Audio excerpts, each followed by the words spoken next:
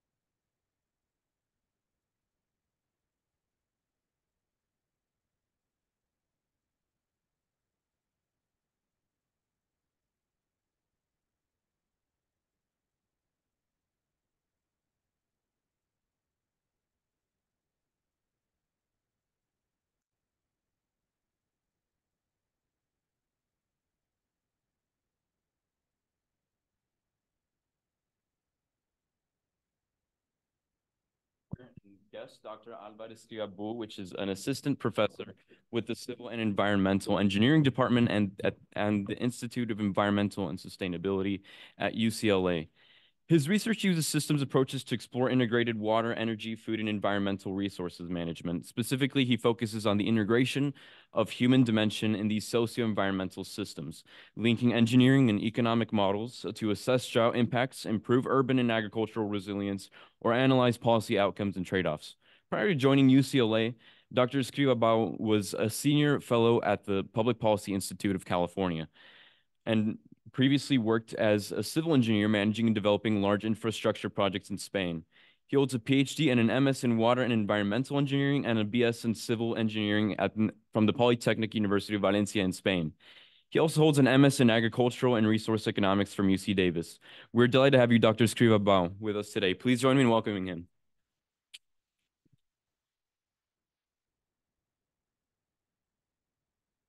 Thank you so much for having me. Thanks, Mehdi, for the invitation, and Ariel also for many years of know each other. As with in my introduction, I'm a assistant professor at UCLA, but before that, I just joined a year ago, more or less. Before that, I worked for 8 years at the Public Policy Institute of California, which is a nonprofit organization that tries to inform and improve policies. And I think, it's really relevant for this school. I think we know the school also. So what I'm going to do today is to talk mostly about the outcomes of a research project that we did between 2019 and 20. It was called Water Partnerships Between Cities in Southern California and Farms in the San Joaquin Valley. But I'll tweak a little bit with the results of other projects that we have been working with. Most recently, last year, we published a report on the future of agriculture in the San Joaquin Valley, where we did a lot of economic analysis and water systems analysis to assess the trade-offs of the implementation of the Sustainable Groundwater Management Act. I will go with that. And then I'll also focus a little bit on what that means for the Colorado River, or how we can take ideas for the Colorado Basin. So with that, let me just start on this kind of motivational slide, why this is important, right? So the American West is facing, kind of a water crisis that we have never seen before. We have seen many consequences. This is this is the front page of the LA Times last year. Was this study saying that the drought that we have been seeing in the Western US, not only California, it's been the worst in 1,200 years. And this is mostly climate driven. Precipitation has been fluctuating over time, but the most important part now is that the increase in evapotranspiration or in evapotranspirative demands, it's changing a lot how the system reacts. But there's three main drivers on all these crises. The first one is that, population has been growing. And that means two things. One, it's that we need more water for cities, but also we need more water for food production, which actually agriculture is a main consumer of water. So it's really important to think about agricultural uses of water. Then we have climate change. In the past, California, we've been recently seeing real clear effects of how climate change is affecting our supplies, especially like the intensification of extreme events. We have more droughts, but also more floods. We were just talking when we were coming here that at UCLA, they registered 12 inches of rain last week, or even this week, right? So there was a once in a 1,000-year event. So this kind of intensification of extremes.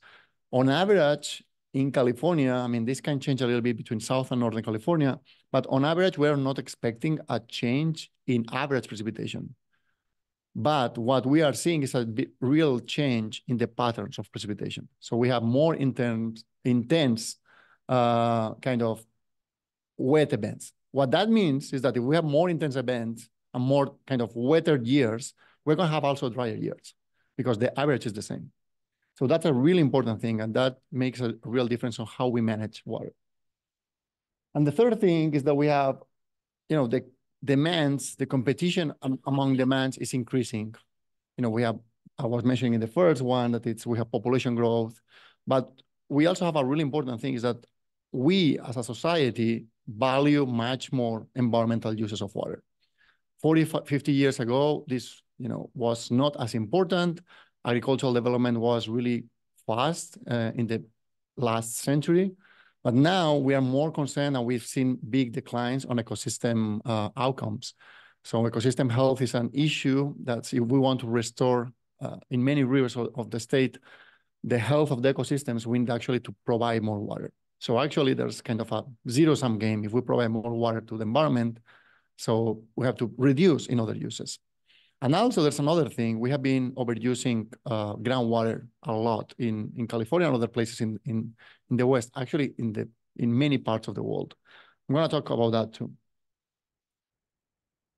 But it's really important to understand, that the first point here is that both cities and farms need reliable water. So we want to increase the resilience of cities and farms.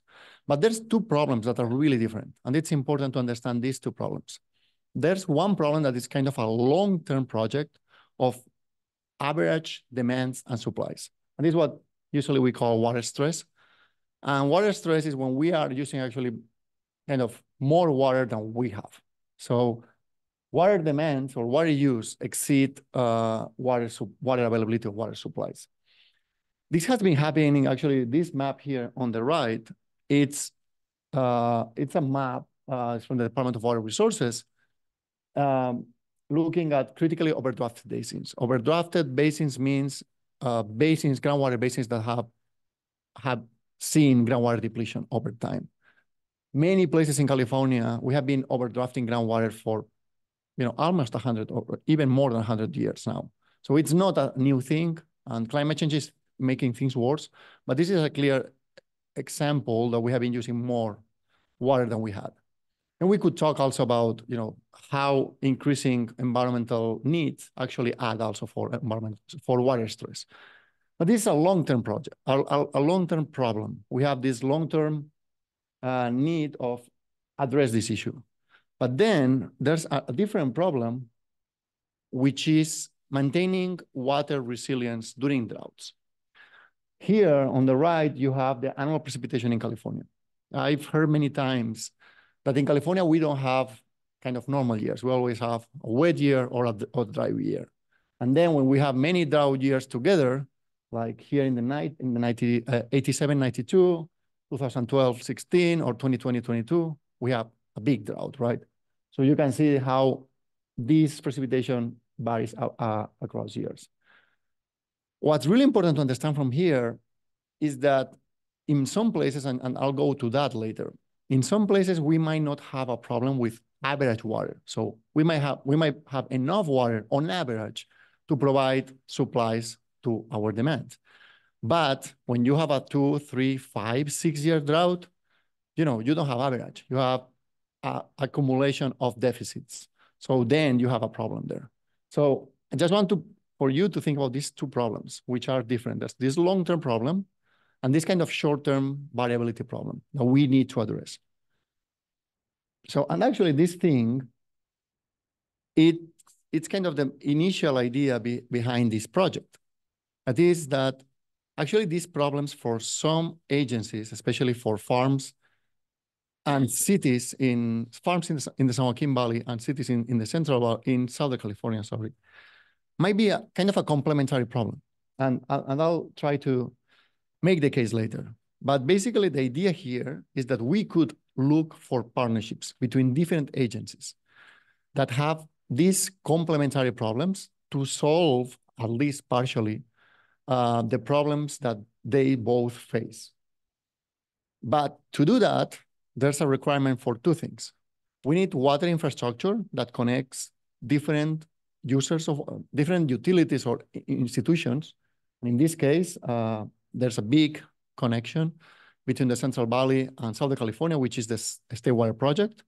So we move water from the Delta, it passes through the San Joaquin Valley, and it goes to Southern California, and we take water in different agencies there. So we have this connectivity. So we need that. And second, we need water sharing agreements. We need policies to be implemented that allow different agencies to move water around, to be flexible on sharing this water. So all this is to tell you, to kind of set the case that there's these different problems. There's different agencies in different locations that actually can work together to address different problems. Okay, so I'm gonna start first with the problems in the San Joaquin Valley. The San Joaquin Valley, it's actually the most important agricultural region in California. More than 50% of the agricultural output in the state comes from the San Joaquin Valley. So I think that Fresno is the county that produces the most agricultural output in the whole nation. And I think that there's 3 or 4 out of the 10 first counties here in this small region. But what happens here? So we actually have looked at the water balances, the long-term water balances between the 1980s and 2020. And we found, and this is based on a report that we call The Future of Agriculture in San Joaquin Valley, that by 2040, we estimate that 20% of the water supplies, there will be a reduction of 20% of the current water supplies. And this comes from 3 different effects. The first and most important one, it's the transition to sustainability. And I was asking Mehdi, how many of you, just to know, how many of you have heard about Sigma? Anyone? Nobody? Some people? Okay. 3 weeks from now, maybe. Okay. In 2014, I was mentioning earlier here that California has a problem with groundwater sustainability. We have been overusing groundwater from the aquifers. In many places, that caused a lot of depletion. Groundwater levels went down. So that caused a lot of problems, like wells that went dry. So people are losing access to water, especially in in small communities in the Central Valley, most of them disadvantaged communities. So that's a really big problem. This caused subsidence. Actually, land goes down and sinks. And that created a lot of economic damages in infrastructure. And actually, it has also this connection between groundwater. Groundwater sometimes feeds rivers and provides also water to rivers. So that actually the overuse of groundwater can cause also environmental problems, okay? So we have had this problem for many years in California, but the problem went so bad in the 2012-16 drought, and the state passed a law saying, okay, we have to stop this. And this law was called the Sustainable Groundwater Management Act, this first 4 initial Sigma.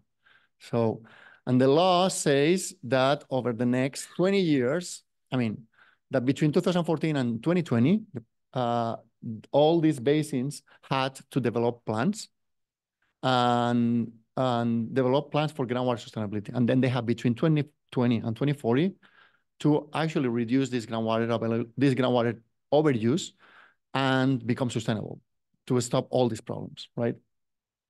So what we found, because these regions are all these orange regions here, it's that Sigma is the main driver in the reduction of water availability in the San Joaquin Valley. Between 15 and 16% of the current supplies are unsustainable. So they have to cut that down in the next 20 years.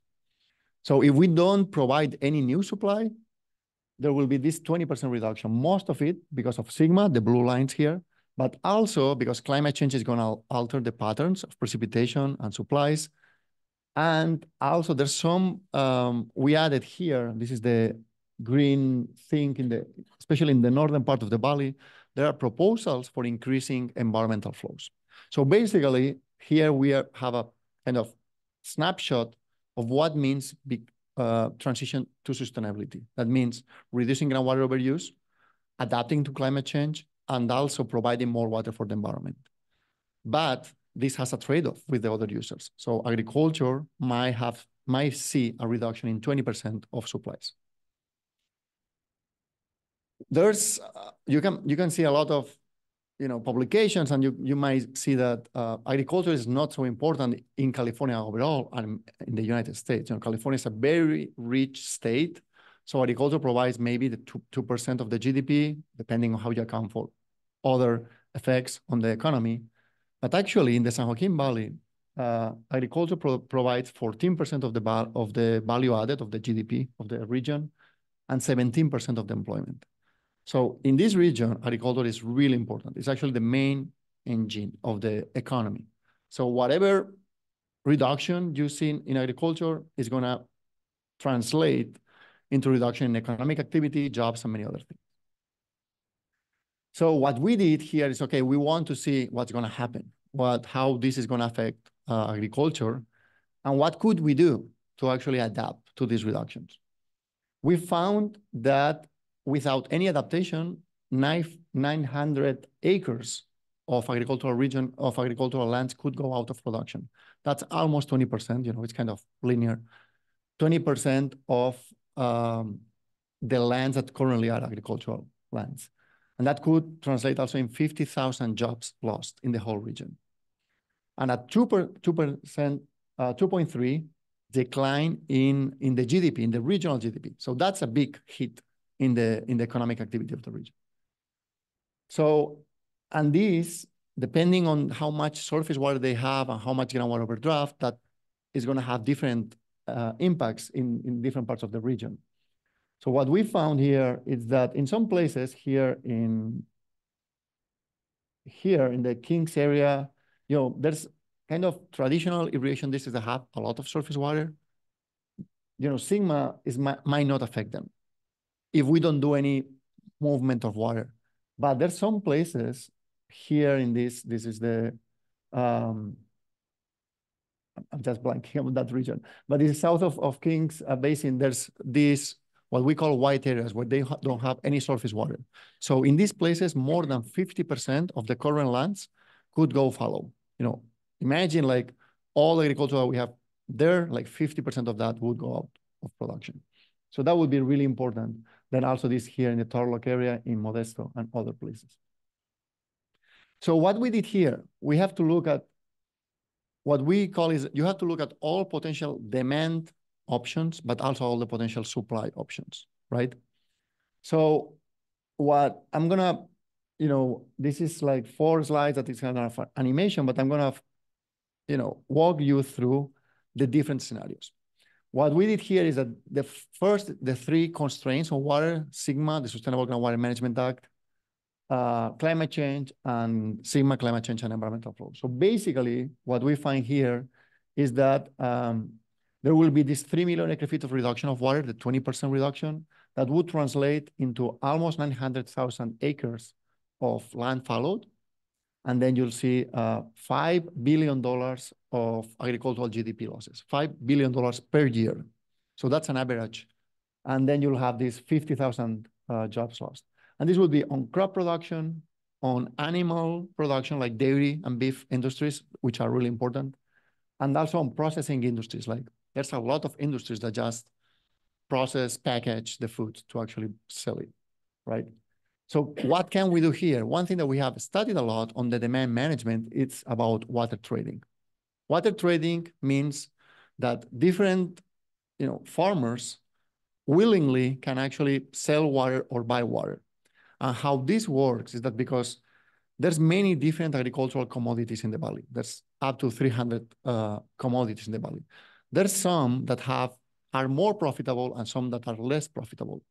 And we have a system of water rights that you have actually an asset. When you have a land, agricultural land, you have an asset that it's your agricultural land that has this water. So actually you can sell this water. And you are more willing to sell the water if there's some buyer that pays you more than what you actually make for the water, right? So what we saw here is that we look at three different trading scenarios, kind of depending on the local trading, which is kind of internally in each irrigation district, if you can share water. Then we go to the groundwater basin. With Sigma, we could actually trade groundwater across different users. And finally, the valley trading, which actually means trading surface water from different regions. So for example, what you see here, let me go here. So basically, places that have more water reductions are gonna see effects on crops that are really profitable, like almonds, pistachios, citrus, or vegetables. And there's also other crops like alfalfa, cotton, or corn that are not so profitable.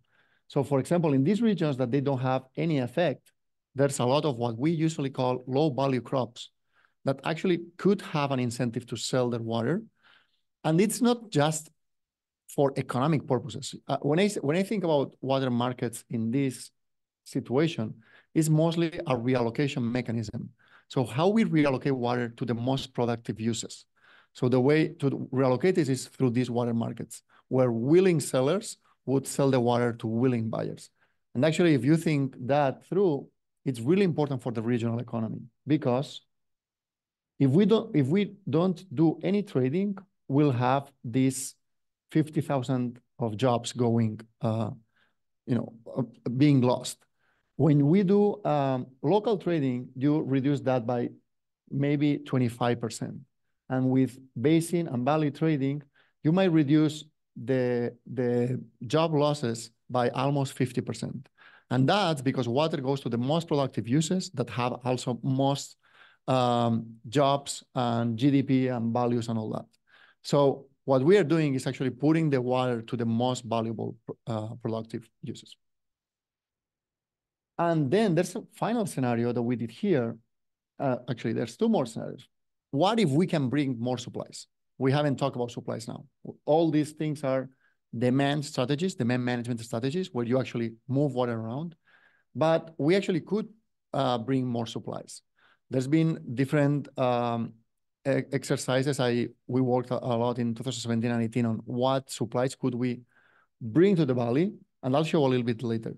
But here we basically say, okay, we're gonna do two scenarios. What if we bring 0.5 million acre feet of water, or what if we bring 1 million acre feet of water? This is just some references to see what would happen.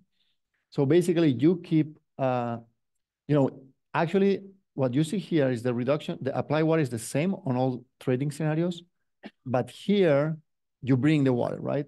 So for following, trading doesn't change much things because it's the same water. You just put it in different places. But bringing new supplies reduces following a lot. So that's where we find, sometimes you might have heard about this project that we say that between 500,000 and 900,000 acres would not follow. And that depends on how much water you can bring.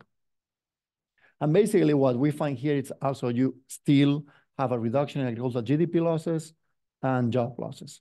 And this is the cost of water. Finally, one thing that we wanted to add here, because there's been a narrative, and we wanted actually to talk a little bit about this. There's been a narrative that, Sigma and environmental uses of water and all that is going to be the end of agriculture in California.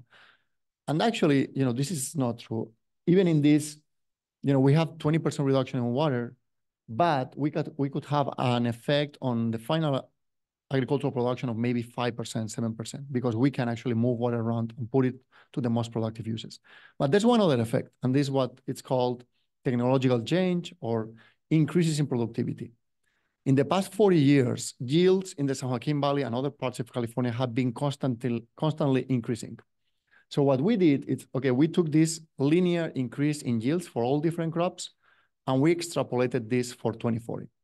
So if yields increase as they have increased in the past, in 2040, actually, what we will find, which is really interesting, is that with a lot less water, this, 2 million acre-feet less water, which is maybe 12% more or less reduction, we might have actually an increase in agricultural production because we will be more productive in the future.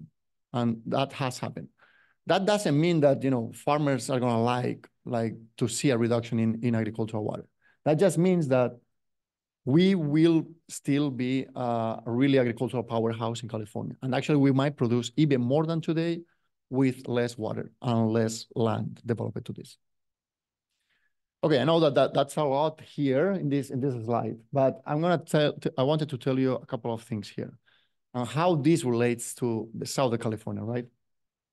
So what we did, and this is based on analysis that I'm going to show later, is that which are the supply options. And one of the supply options that are more likely to happen is what we call groundwater recharge.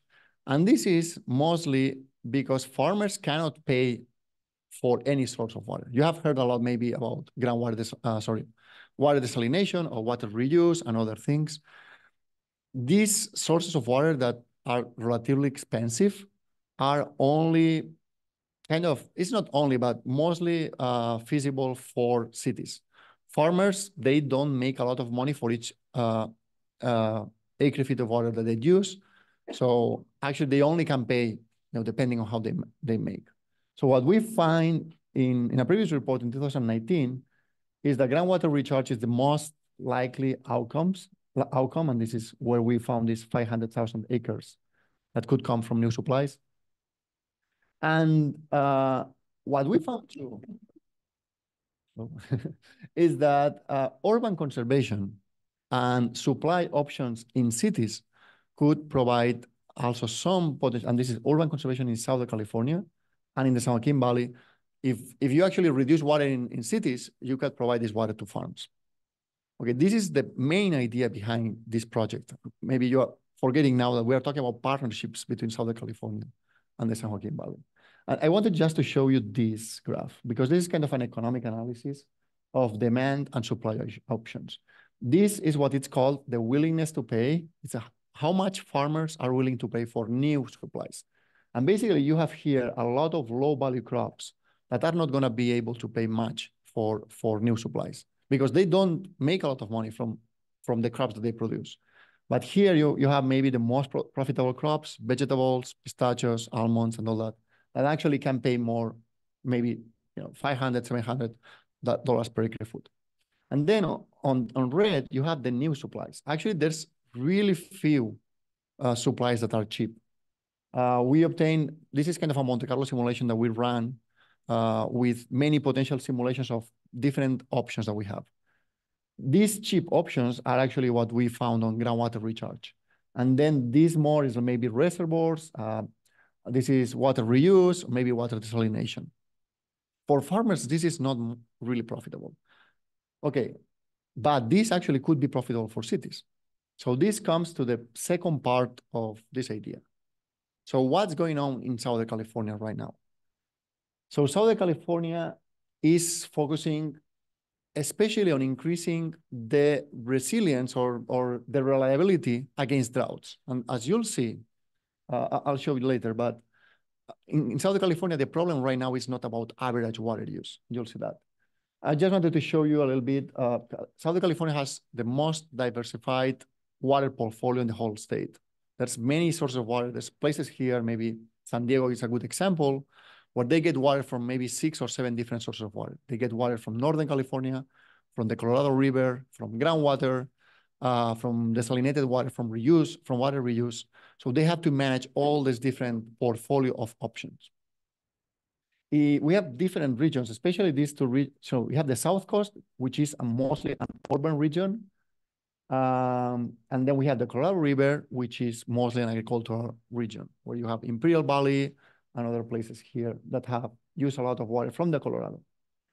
So one also important thing is that these, again, are kind of averages for the whole region, but you have many different suppliers in California. Only in here in the coast, we have 200 agencies like LA, which is the largest water supply in California, but you have also small cities with different supply portfolios. So there's a lot of variability here that has to be understood. Okay, what happens and what has happened with the water use? And this is a really interesting graph that we did. So these are the actual demands in Southern California. You can see that it goes to almost, actually this is for metropolitan water district only, but it's a big part of Southern California.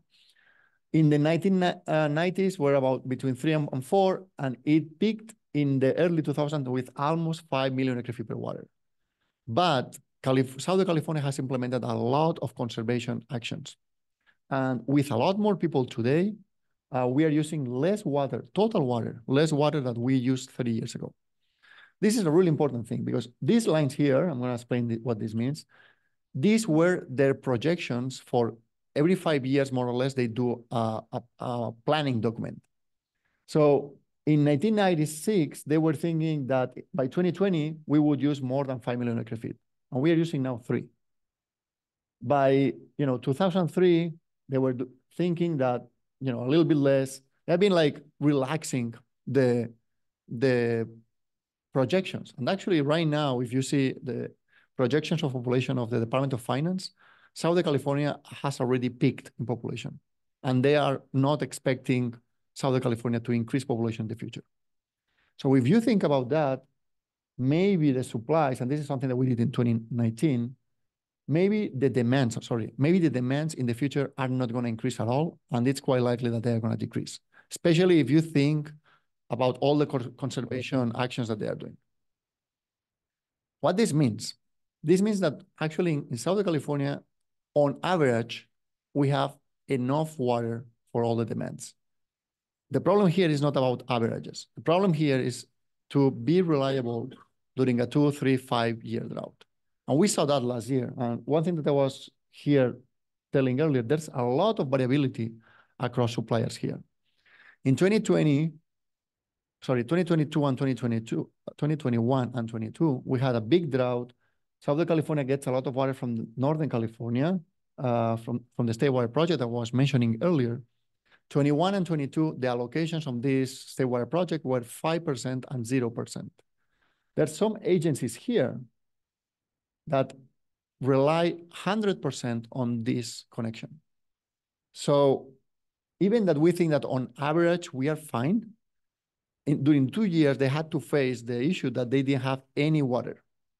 So what has happened is that, thanks to investments and other things, they have invested a lot in storage, and they have been able to actually store water here in Southern California, but also in some groundwater banks in the San Joaquin Valley or here in the Inland Empire, and they are saving the water there.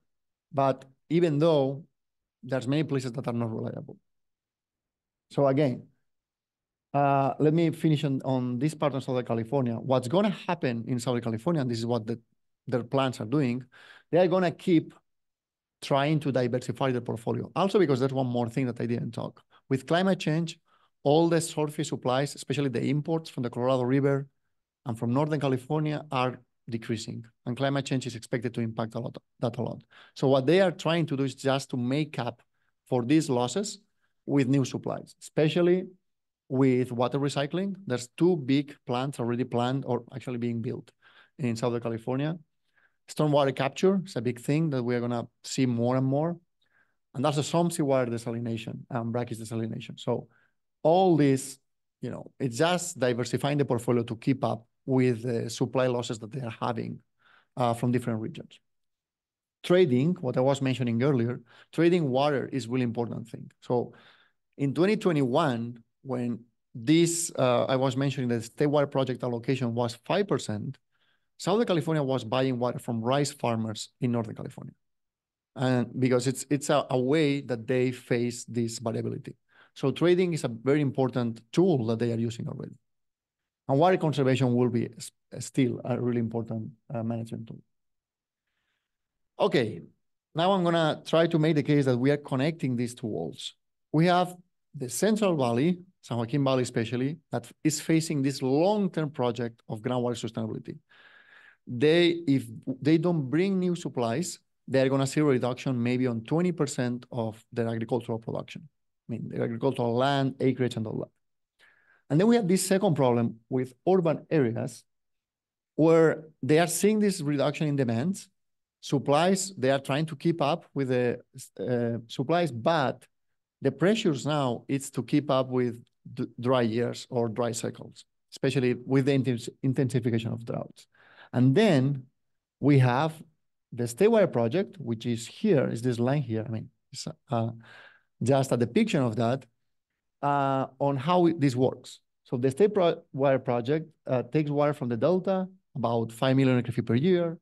3 million acre feet goes to the San Joaquin Valley, to farms in the valley, and 1.3 goes to cities in Southern California. There's a little bit here to the coast, Central Coast and Bay Area. So basically we have here a complementary problem. These, farmers in the San Joaquin Valley need more water on average. Urban areas, they need more water only during dry years, and they might have extra water during wet years. And they have a connecting infrastructure. So this is where the idea of partnerships come. They have this complementary problem. Actually, this is not, we didn't invent this idea. This is already happening in California. We did a review of existing partnerships. And, I have to say that most of them are spearheaded by the Metropolitan Water District of Southern California, because it's a big agency. They have a lot of financial capacity, have a lot of researchers too, and they have been implementing these kind of ideas. They have been paying for infrastructure in Southern California. They've been working with the Yuba River, which is here in the north, and they call the long-term transfers of dry year water. They only transfer water during dry years. They have different Colorado River trading and storage partnerships, Southern California with other irrigation districts here. And you might know some of them with Imperial Valley, with Palo Verde. There's one really, and all this is happening because of this, what we call the water grid. If you have this water infrastructure, you can take advantage of that. One really interesting thing, for example, on these partnerships is that there's an agency here, I think it's Coachella Valley, which is mostly agricultural district, that has a contract with the state water project, and actually the state water project doesn't get there. So what they do is they have this contract with the state water project, they paid for that, and then they do a exchange with Metropolitan. Metropolitan has water from the north and has water from the Colorado River. So they don't have access to the state water project, so they get water from the Colorado River and give the state water project to Metropolitan. So it's really interesting because, Coachella is getting water from the state water project without having state water project infrastructure. So this is the idea behind this. And actually, there's already interstate partnerships happening. Metropolitan is working right now with, I think it's Southern Nevada Water Agency, which is Las Vegas. And they're working on Las Vegas could invest in recycled water in Southern California. And in exchange, they could get water from the Colorado River. So this is how this works. I'm going to tell you a little bit what we thought on how these partnerships or what type of partnerships could be implemented. First one is what we call co-investments, where farmers could get together with agencies in Southern California and say, okay, I'm going to pay for your conservation actions. I'm going to pay for your water recycling, and I'll get the water because they are connected.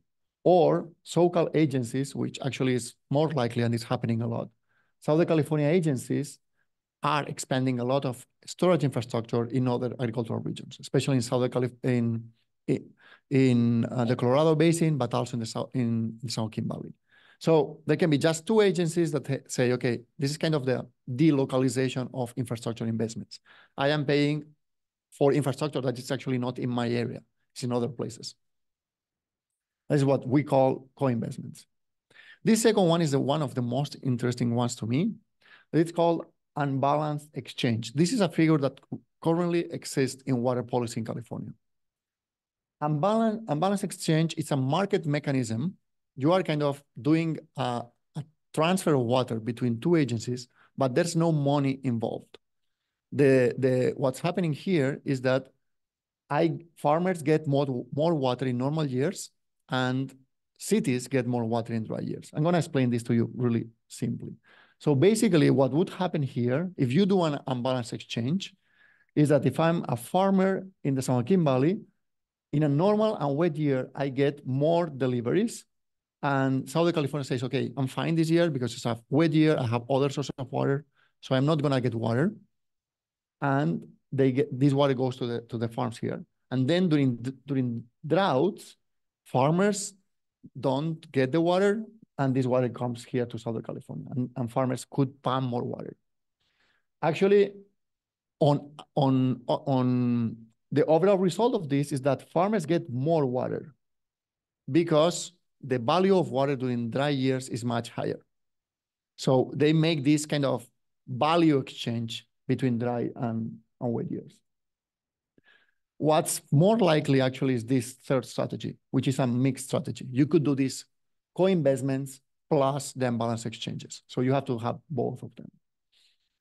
And finally, there's other opportunities and mostly related to future growth. Some agencies here in Southern California, actually, I said earlier that in many places, on average, the population is not going to increase, but in some areas would still increase. Especially here in Southern California, is more in the suburbs, like not in coastal areas. But some agencies might be saying, okay, I'm going to invest because I don't know if in 10 or 20 years I'll have enough water. So that's what they could do. But say, okay, I'm going to invest, and then I can send this water to farms now, these first years, in exchange of money, of course. Okay, and just to finish that part, these partnerships face, of course, some challenges, but there's a lot of, we think that there's feasibility and they're going to be increasing in the future. We need better trading rules, and this is kind of the public policy side of things. Trading is really important. The State Water Project limits somehow the trading. I think that, there's already improvements in some new amendments that they've done. There's place of use restrictions. That means that you can only trade water across the users that are in an area. And, there's also to have some legal assurances that the trading that you do is going to actually happen. Water availability in the infrastructure is also a challenge because surface water infrastructure might be constrained by how much you can, put in the water during dry years and all that. And there might be other constraints like financial and other things. But despite these challenges, these water partnerships have promise. To make them possible, we need a lot of this is not a state thing. This is mostly a local, kind of local agencies have actually to push forward to think about what are their plans. And the state, of course, could help assessing regional infrastructure, what are the bottlenecks and all that. There's all this thing on the multi-benefit projects that is highlighted in the water resilience portfolio. And, this is an idea that could be behind these partnerships. Finally, I wanted to finish just 1 minute on trying to make you think, Mehdi asked me to think about the Colorado River a little bit, because I think that most of the talks is about the Colorado, right? Or at least, or no, finally not? Okay. No, I thought that, but I think it's an interesting idea for the Colorado River. And why is that? The first is that you see here the Colorado Basin. There's, I think, 7 or 8 states here.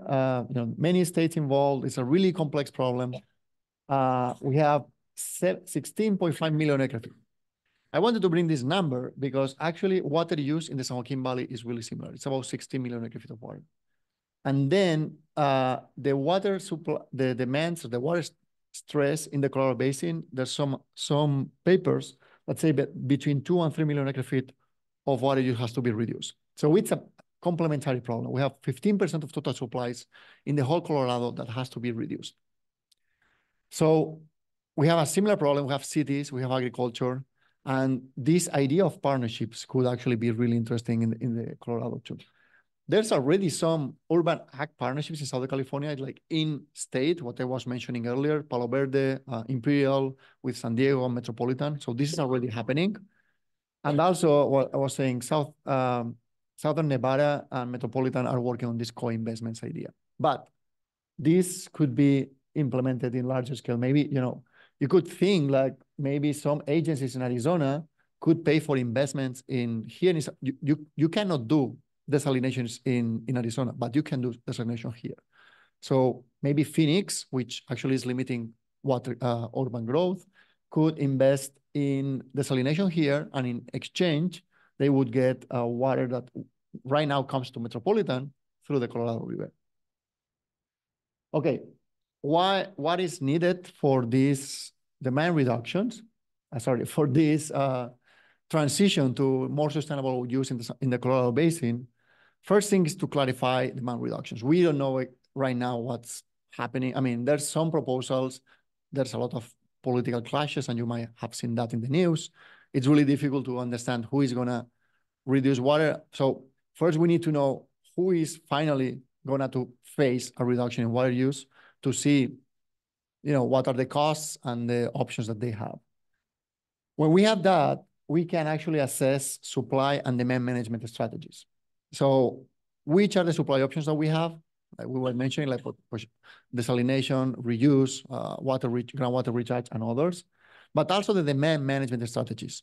And especially, what are you going to do with demand reductions? That will be mostly agricultural following in several areas. It's important to think to provide farmers with alternative land uses that are economically feasible. So farmers are more likely to make a change to something that is not irrigated if they have some alternative way of making money, which might be solar, might be land uses for environmental benefits.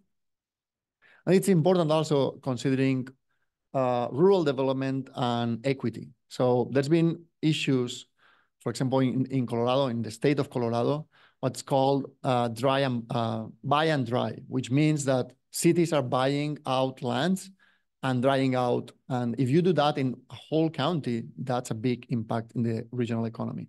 So we have to think about smart ways to actually do these trading agreements, and also think about equity considerations. What are the trading outcomes?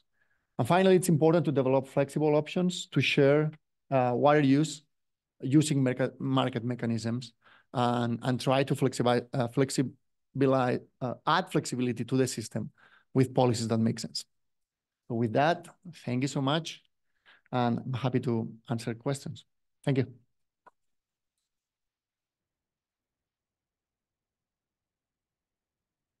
Thank you, Doctor, for the very insightful presentation.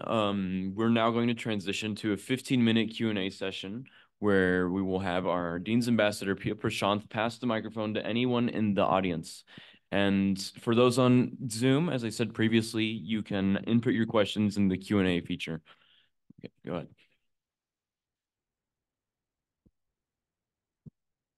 Sorry, I forgot one of the partnerships. I think it was the imbalanced exchange. Imbalanced exchange. So I had a lot of questions regarding that. Is this more of like a long-term solution, just because, with the increase in climate change and, with increased climate change and increased drought. So, during the drier years, how would we expect that these farmers would be able to, I guess, like meet the demand of the climate change? If that makes sense. Yeah, it makes total sense. Thanks for the question. It's a really good question. I think I didn't give you a lot of, I was focusing on what are the solutions given this report that we did, but there's a lot of market mechanisms. We call it market mechanisms, even if they don't involve water. So let me step back a little bit and explain you a little bit of how the water market works in California. In California, we have different types of market mechanisms. The simplest one are the short-term options, which are called leases. Basically, you have a drought like happened 2 years ago. You have a drought and you just go to look for water on the market. And it's like maybe rice farmers or farmers that have lower value crops are able to sell the water. And this kind of a lease is a 1 year, 2 year thing. You just make the deal and it's done. Then we have another thing that is called a long-term trading thing, which is kind of permanent. You actually are buying the whole water right of another user. So you go to this user and say, okay, I'm gonna buy your water right forever. And usually on the spot market, which is the annual market, maybe the cost is 1,000, 2,000, maybe very expensive. Sometimes it's cheaper, maybe a few hundred. So that's the spot market. But that's 1 year water. When you think about long-term market options, maybe that's 15,000, 20,000, even more, because you are buying the water forever. So that depends on how much, is the assessment of that. So that are traditional market, long-term leases and short-term leases and long-term options of markets. Then there's other options. What you were mentioning, which is really interesting on the climate change thing, there's one thing that is called option markets, which actually Southern California does. Southern California has done some option markets where they say to farmers, especially in the Colorado Basin, still in California, they say, okay, I'm gonna pay you $100 per year, a really kind of low amount of money, but only during dry years, I'm gonna get water. So maybe it's one every 10 years. They have some rules and this kind of an option market. I had the option to actually buy your water, but most of the years I won't. So that would be an option market, which still have money. And then the unbalanced exchange is kind of that, an option market, but without money. Usually, because what I'm saying is like, okay, I'm gonna make a deal with you. I have really bad year this year. I'm gonna get, let's say, 1,000 acre-feet of water, and next year I'll give you 1,500 without money. You are giving me this year this amount of water, and next year hope that it will be better, and I'll give you 15. Or maybe it's you give me that, and in the next 3 years I'll give you back 1,500. So you are making water, which actually is money, from this unbalanced exchange. It's usually a short-term still mechanism, usually. Okay, sorry, one more question. Yeah. Because this is more of an exchange of water than it is money. Yeah. During those dry years for those San Joaquin Valley farms, wouldn't that be a lost cause for them, or is that only focused more for low value crops only?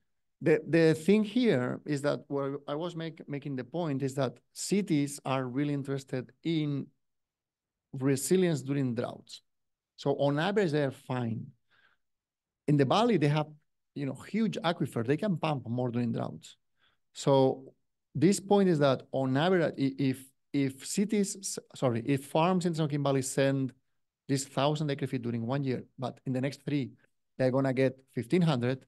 They made up 500 acres or acre-feet of water. So that's on average, they are better and they can pump from groundwater. So that's the idea where you can actually make this complementary case for these two. And the thing here is that farmers should plan better over the long term because they actually can do this conjunctive management of groundwater and surface water and all that. While cities might be more, limited. Great. Thanks for the question.